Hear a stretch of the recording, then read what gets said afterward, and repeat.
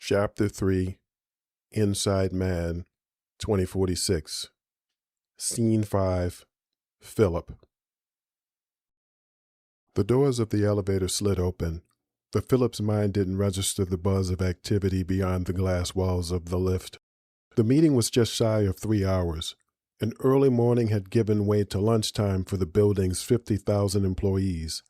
The collective break was evident among Telepath's army of professionals as Philip turned around and cast his eyes down the curved corridor of the convention center. Victor and his delegation exited the building on the other end of the concourse and strutted toward Camelot 1.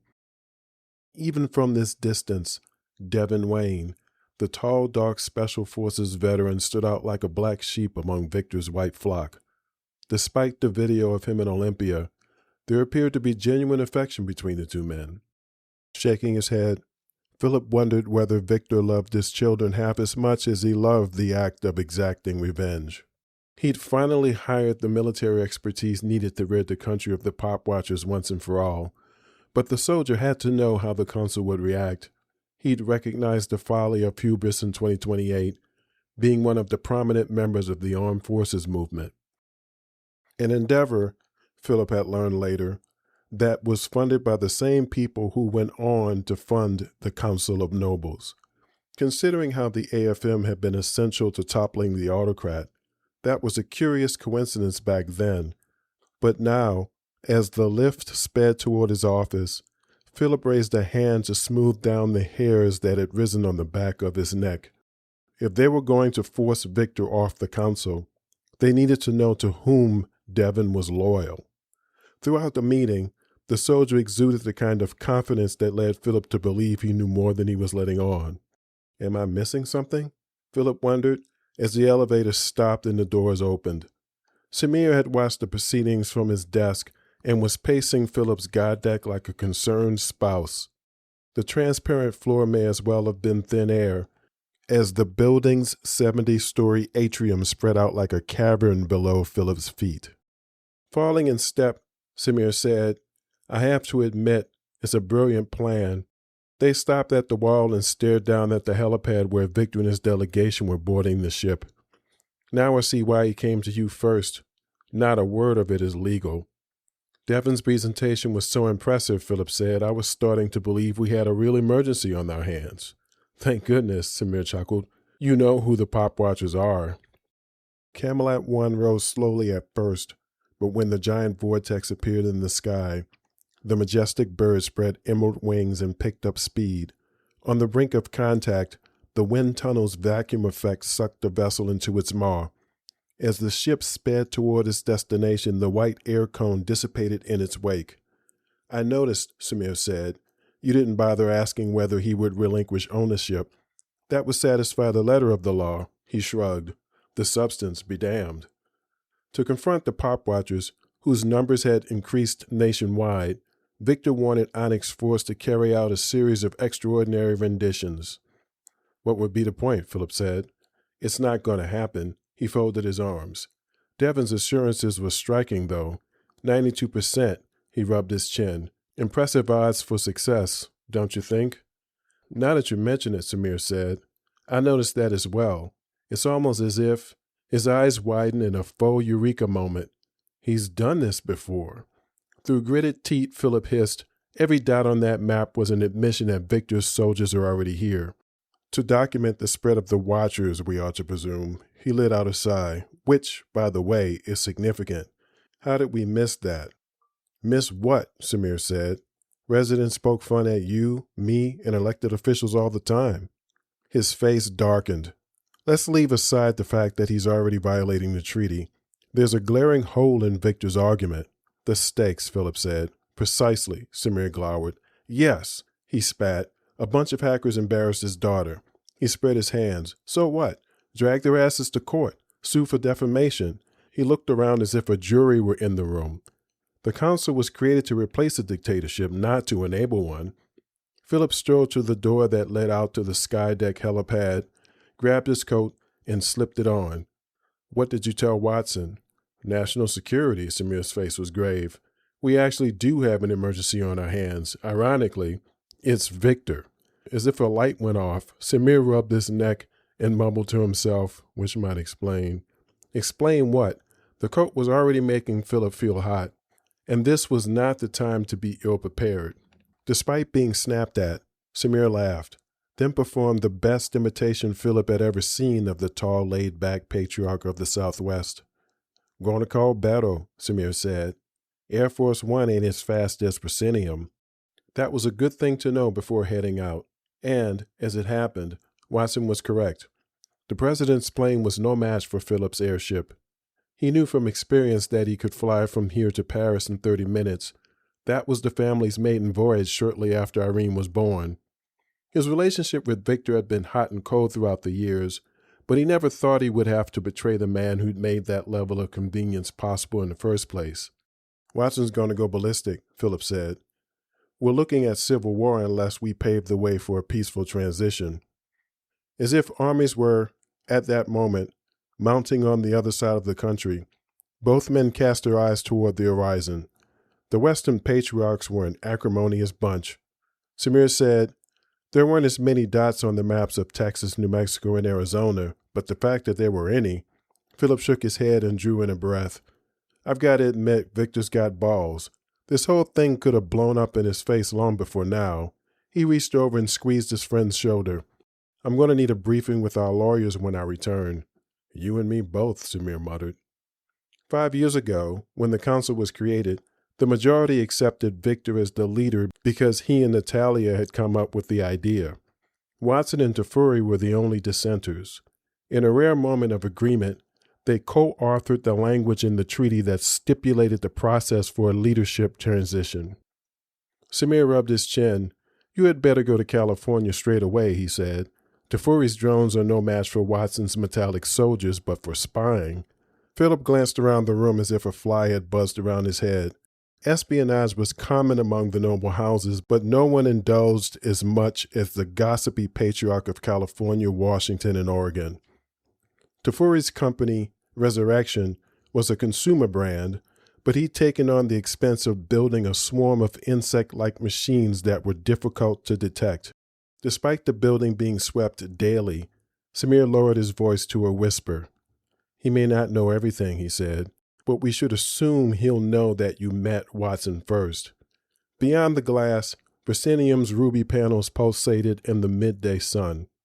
It was 10 minutes to noon, and the ship's AI had engaged the V-drive. Feeling there was so little time and yet so much to do, Philip let out a sigh. "You're right," he said. "He's going to be angry.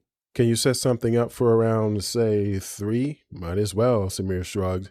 "Your entire day's shot." Philip was thankful for the January chill when he stepped out of his office.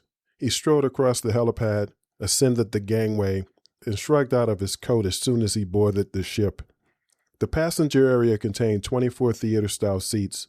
Taking the one in the center, Philip strummed his fingers on the armrest and cast his eyes to the front of the room. As the ship rose toward the white air cone, a panoramic view of the Hudson in the state of New Jersey appeared on the monitor.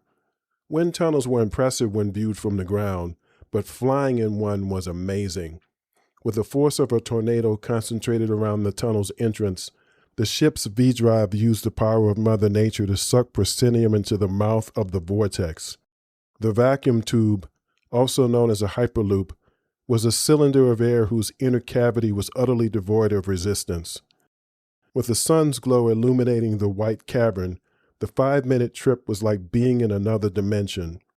When Proscenium shot out into the bright Texas sky, a herd of horses broke into a gallop, and a dozen longhorns lifted their heads. In perfect synchronicity with the ship's descent, a sprawling complex of terracotta buildings swelled from the midpoint of the monitor. The bustle of workers dressed in blue jeans and 10-gallon hats played across the screen like the opening scene of a Western. As far as Philip knew, the plain-spoken Southwest patriarch never wore a suit. His easygoing manner belied his power. As a military contractor, Watson was second only to Victor. Roberto Gonzalez was considered a long shot in the presidential campaign last year. Still, Watson spent a fortune supporting his friend after quietly assessing the country's mood from when the council was created. The bet paid off, and now the Texan had a man in the White House. The Boeing 747-200B series aircraft with the United States of America on its side and the red, white, and blue flag on its tail was incongruous with Watson's remote, old-fashioned homestead. This part of the country was in the grip of an Indian summer of sorts. It wasn't autumn, but 87 degrees was certainly unusual for the middle of January. The heat caused Philip to break out in a sweat as soon as he stepped onto the gangway. Fuck, he thought, fanning his chest with his blazer's left panel. The coat was back on the ship, but this suit was still too much. From the bottom of the stairs, Watson cupped his hands around his mouth and yelled, "You might want to leave that jacket." Philip yelled back, "I think it's best we go inside. Don't you have air down here?" The Southwest Patriarch and the President of the United States was standing next to a pickup truck.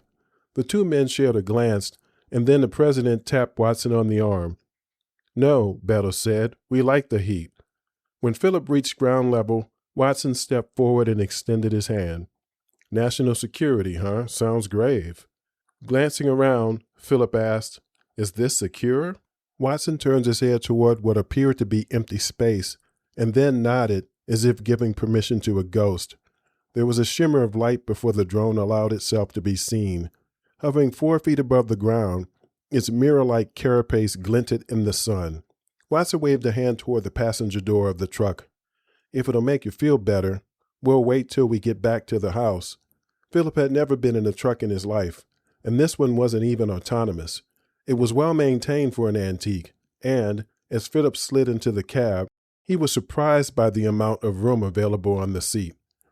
It was more like reclining on a couch than sitting in a car.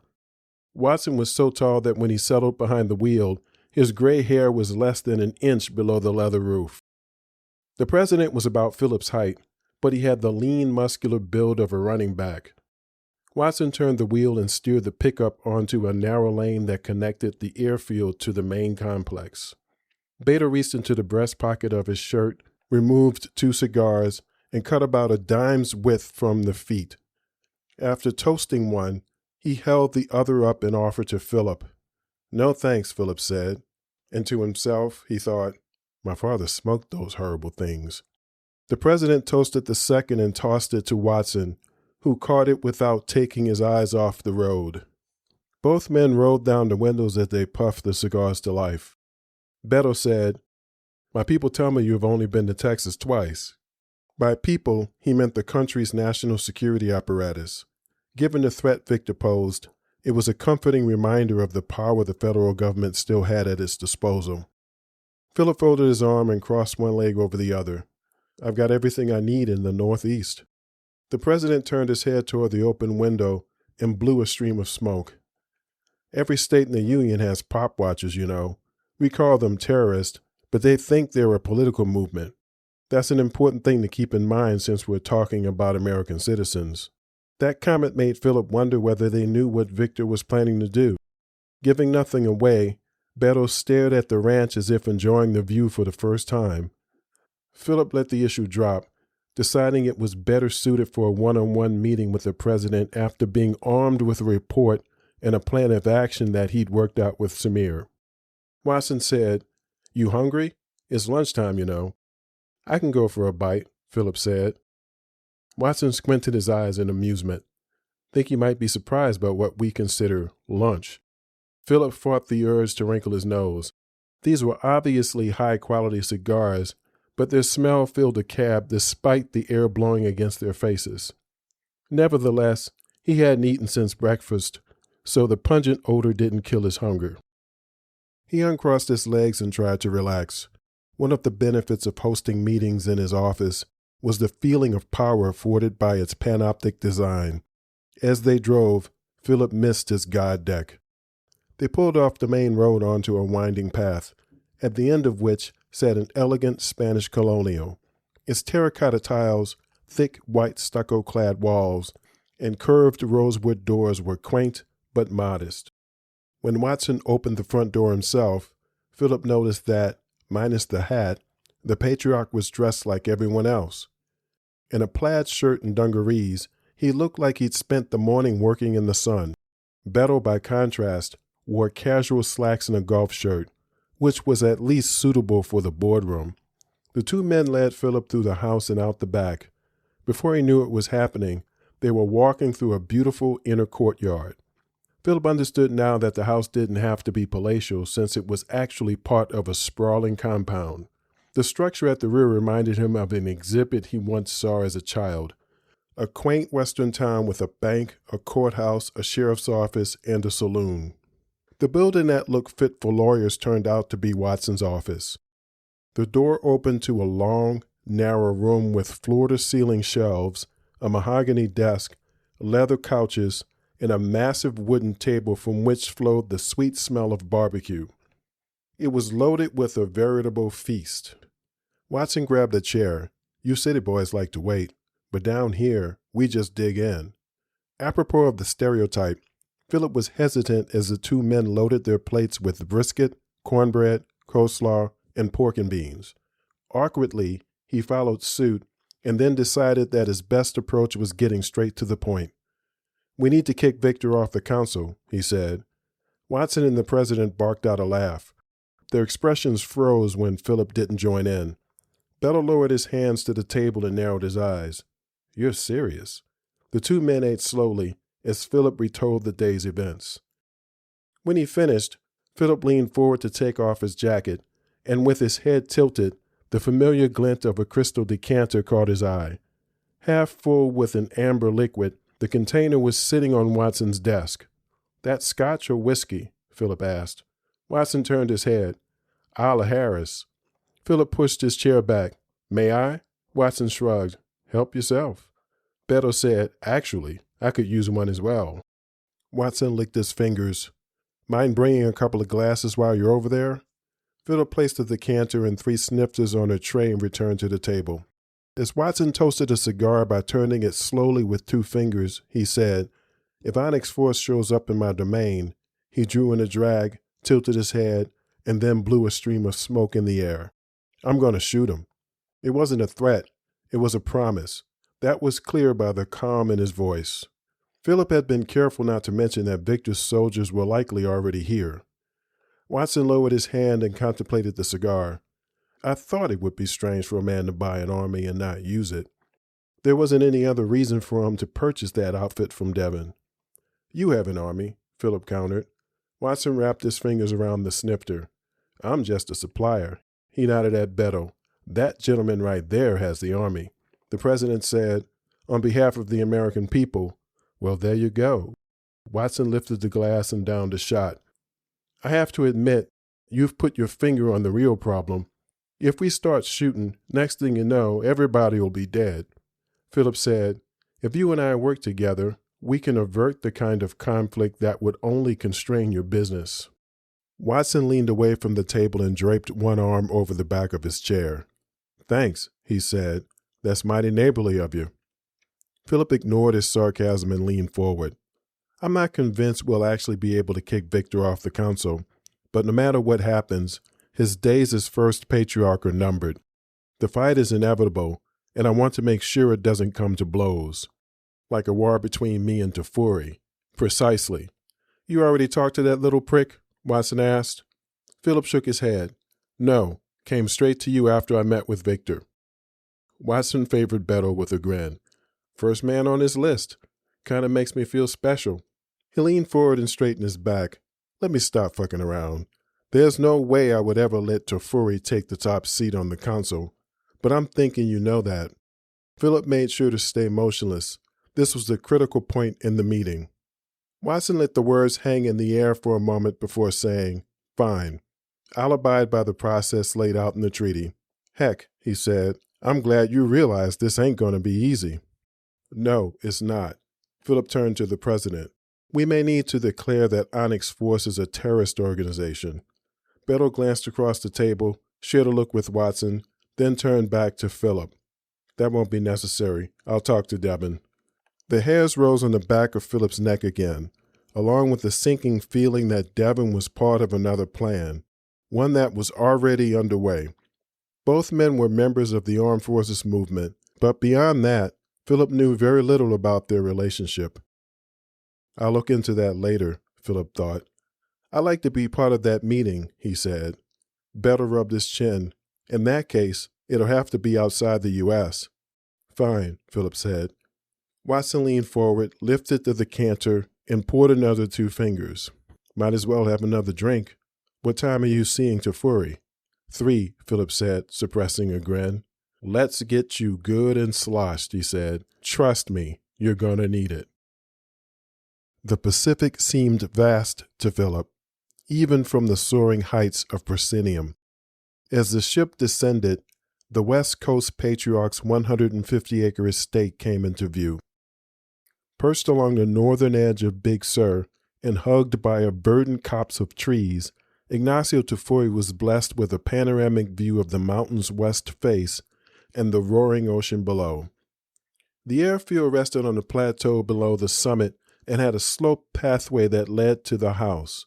When Proscenium settled upon the ground, its gangway's vertical height and that of the landing at the top of the stairs were the same. From across empty space, Tafuri eyed Philip like a pugilist on the balcony of a nearby building. Dressed in shorts and a short-sleeved shirt, his feet were apart and his hands rested on a cane.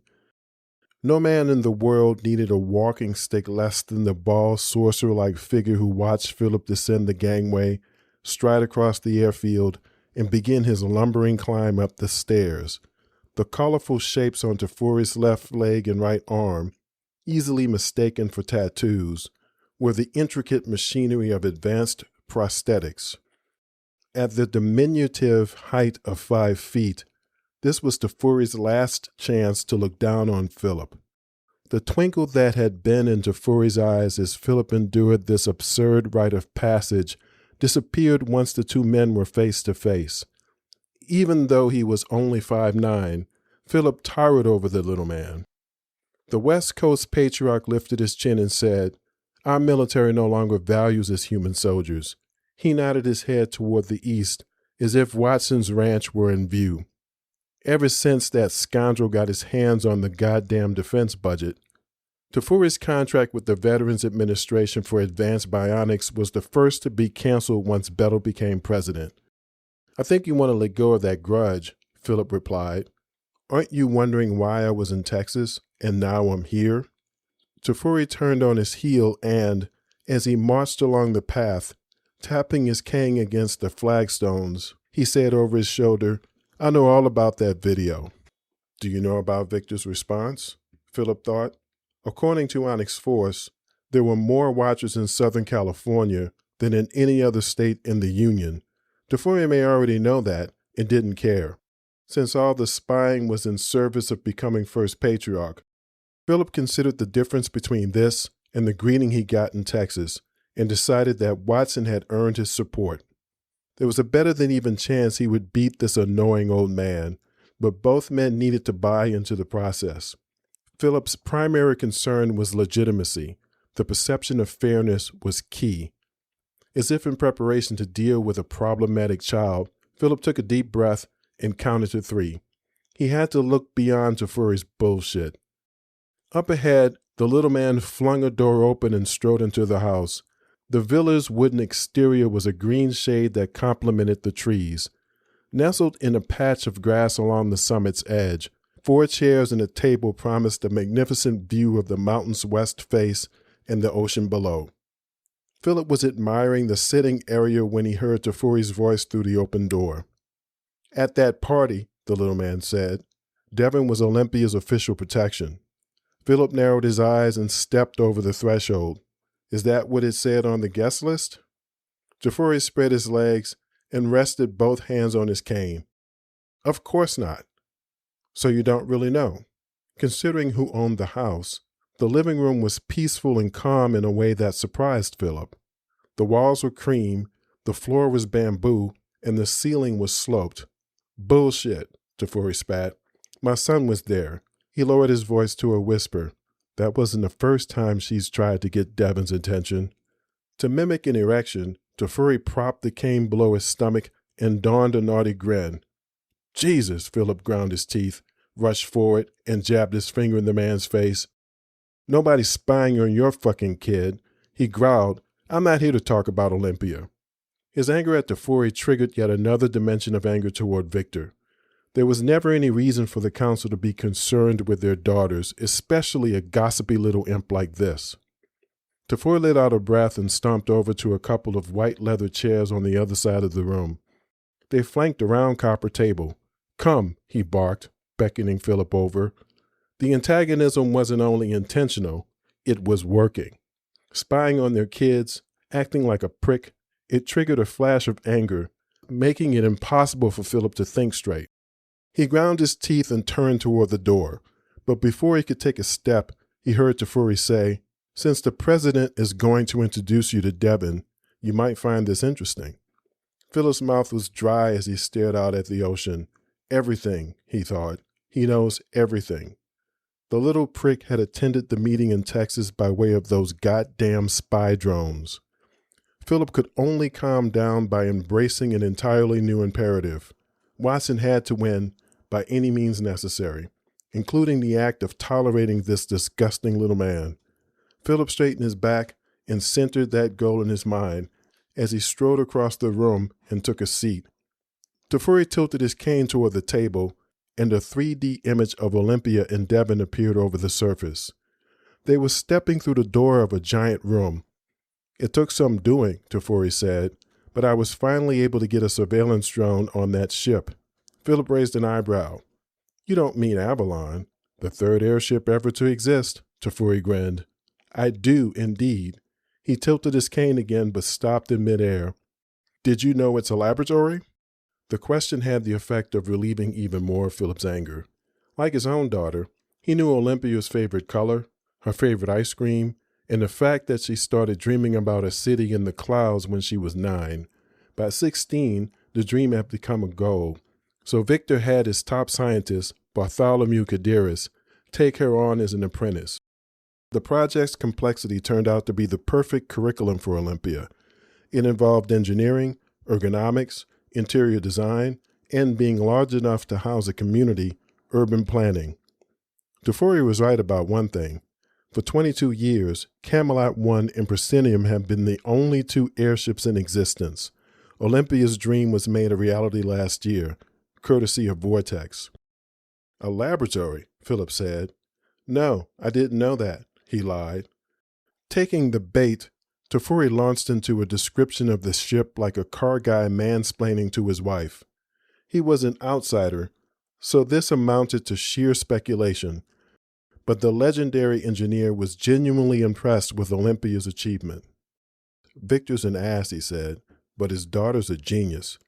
He nodded his head toward the hologram of the stadium-sized space being projected over the coffee table. "She designed those 2 black things in the middle of that room."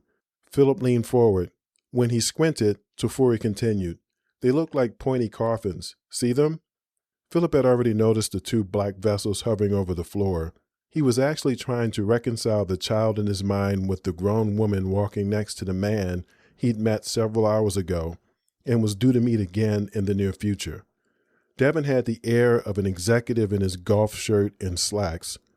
Olympia looked like a scientist who'd left her lab coat in the office.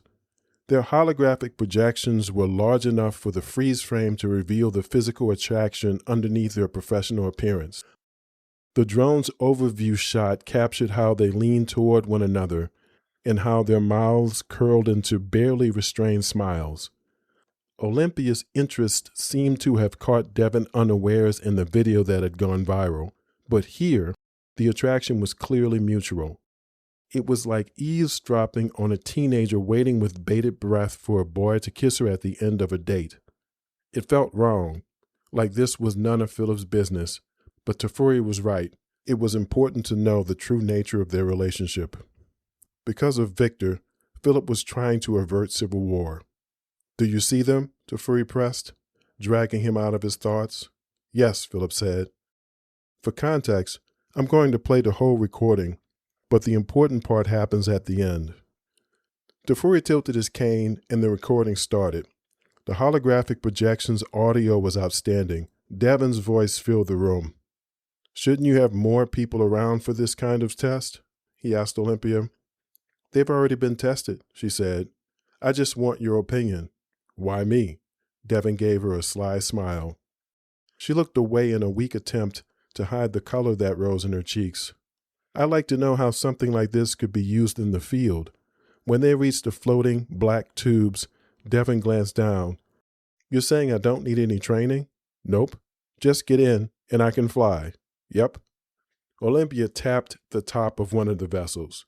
Tafuri was right. It did resemble a coffin, especially once the door was open. "One thing, though," Olympia said, "you have to take off your shoes. There are sensors for your hands in the front and for your bare feet in the back. Just slide them in once you're lying flat on your stomach." Grinning, Devin slipped one foot out, then the other. He raised his hands in the air. "Anything else?" "No, Devin, just your shoes." He shrugged, turned, and then tried to lower himself into the vessel, butt first. Olympia's giggle sounded strange to Philip's ear. Lightheartedness was uncharacteristic of her family. "You're not listening," she teased. "To lie flat, you have to swivel around, then spread your body out, face down." Devin narrowed his eyes and cocked his head, but as he complied, he seemed to settle in. Something about the way the door closed drew attention to the long black tube's aerodynamic design. Olympia strolled over to the other vessel, tapped it, slipped off her shoes, and climbed in. As if it were suspended on ropes, Devin's vessel moved forward a few feet, then back. Olympia's device rose in the air like a dolphin gliding underwater. Tafuri said, as if to himself, "Absolutely amazing." Philip asked, "Do you happen to know how they work?" Tafuri rubbed his chin. "V-drives are involved somehow, but I don't think they're built into the machines. They're too small." "And you say Olympia designed this?" "Oh, yes." Tafuri nodded his head. "As I said, her new ship is a research center and laboratory. She doesn't only live there. She's one of its head scientists." As Devin's comfort level grew, his range of movement started to resemble Olympia's. The room was about the size of a football stadium. The two vessels whizzed back and forth, gliding along the walls, rising to the ceiling, then diving toward the floor. Eventually, it looked like they were playing together, chasing one another like birds. Devin had a craniophone, but Olympia didn't. Philip wondered whether they could somehow communicate through the ships. Tafuri said, "The entire thing is fascinating, but on second thought, I'll speed it up now to the point where they land."